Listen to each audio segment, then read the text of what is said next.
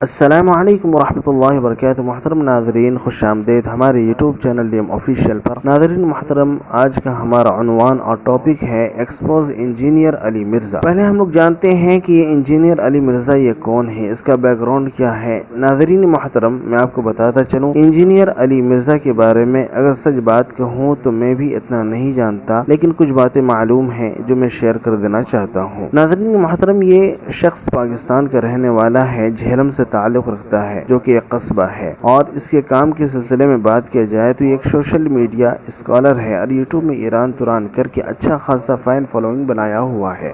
انہوں نے پھر سے وہی گھناؤنی حرکت شروع کر دی جو آج سے 3 ماہ قبل حضرت مفتی طارق مسعود صاحب کے ساتھ انہوں نے کی تھی۔ انہوں نے ان سے 3 مہینے پہلے بھی ادھر ادھر کی باتیں کر کے حضرت مفتی طارق مسعود کو انہوں نے چیلنج کیا تھا، مثلا فروعی مسائل پر احناف کی دلیلوں کا رد کیا تھا، مبالغہ آرائی کی تھی۔ انہوں نے اسی طرح اور بہت سے مسائل ہیں جس کو انہوں نے ایران توران کر کے بیان کرتا ہے، اور حدیثوں کے اندر، قرآن کے اندر اپنی باتوں کو گھڑتا ہے، تفسیر بالرائے کرتا ہے، حدیثوں میں غلط بیانی کرتا ہے، جبکہ حدیث میں اللہ کے نبی محمد عربی صلی اللہ علیہ وسلم نے فرمایا، جس نے قرآن میں حدیث میں اپنی طرف سے کوئی بات گھڑی تو اپنا ٹھکانہ جہنم میں بنا لے۔ شاید یہ بات اس کو پتہ نہیں ہے اور بڑے بڑے دعوے کرتے رہتا ہے کہ میں الحمدللہ اتنا حدیث کا حافظ ہوں اور مجھے اتنے دلائل معلوم ہے۔ بہرحال انہوں نے پھر سے وہی گھناؤنی حرکت شروع کی اور ادھر ادھر کی باتیں کرنا شروع کیا،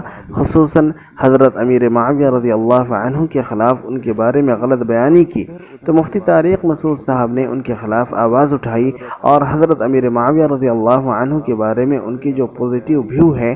اس سلسلے میں بات کی، تو یہ چیز انجینئر علی مرزا کو مرچی لگ گئی۔ وہی کام انہوں نے پھر سے شروع کیا اور مفتی طارق مسعود صاحب کو پھر سے چیلنج کرنا شروع کر دیا اور کہا کہ میں فلاں موضوع پر بات کرنا چاہتا ہوں، مناظرہ کرنا چاہتا ہوں، مثلا المحنت المفنت پر ہی بات کروں گا خاص طور پر، اس کے علاوہ اور کوئی موضوع پر بات نہیں کروں گا۔ لیکن حضرت مفتی طارق مسعود صاحب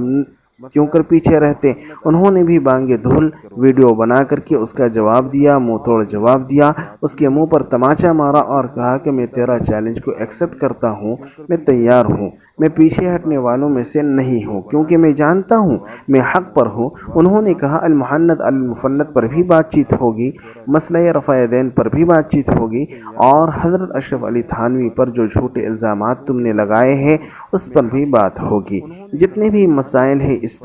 طرح کے جس کو تم نے جھوٹ کے ساتھ منسلک کیے ہوئے ہو، ادھر ادھر کی بات کر کے عوام کے سامنے رکھا ہے، ان تمام باتوں پر بات چیت ہوگی اور یہ مناظرہ آن لائن ہونا ہے۔ مفتی طارق مسعود صاحب اس کے لیے تیار ہیں۔ انہوں نے خود یہ بات واضح طور پر ویڈیو کے اندر کہی ہے، لیکن جس کا لنک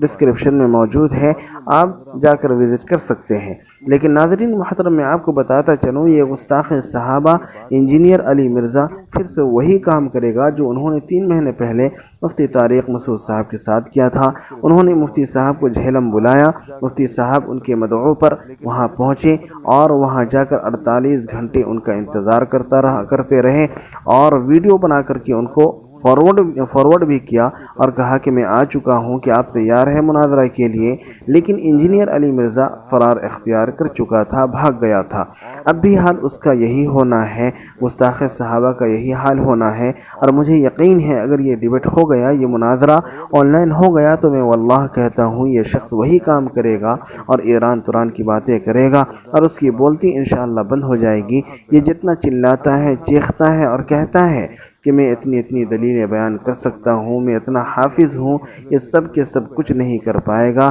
بشرطے کہ یہ ایک مرتبہ ڈیبیٹ میں آ جائے، مفتی طارق مسعود کے آمنے سامنے ہو جائے۔ لیکن یہ بندہ کبھی آنے والا نہیں ہے، یہ بات آپ کو لکھ لینا چاہیے۔ فقط